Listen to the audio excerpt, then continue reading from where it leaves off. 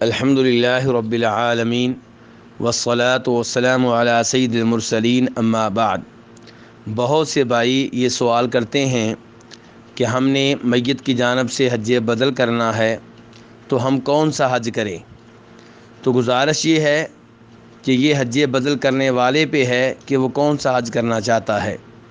حج تمتع کر سکتے ہیں جس میں پہلے عمرہ کیا جائے گا اور پھر احرام کھول دیا جائے گا، حلال ہو جائیں گے، اور جب حج کی تاریخ آئے گی 8 ذی الحجہ پھر حج کی نیت کی جائے گی اور قربانی بھی کی جائے گی، اسے حج تمتع کہتے ہیں۔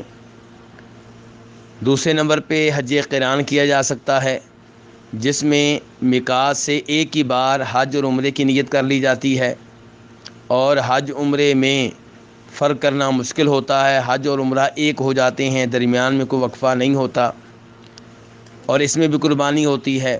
تیسرے نمبر پہ حج افراد ہوتا ہے جس میں عمرہ بالکل نہیں ہوتا، صرف حج ہوتا ہے اور اس میں قربانی واجب نہیں ہے۔ تو یہ 3 حج ہیں، اور ان میں سے افضل جو حج ہے وہ حج تمتع ہے۔ تو میت کی طرف سے حج بدل کرنے والا جو بھی حج کرنا چاہے میت کی طرف سے کر سکتا ہے۔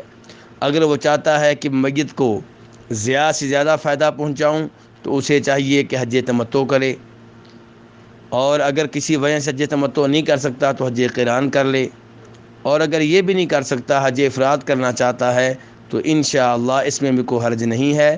واللہ تعالی اعلم۔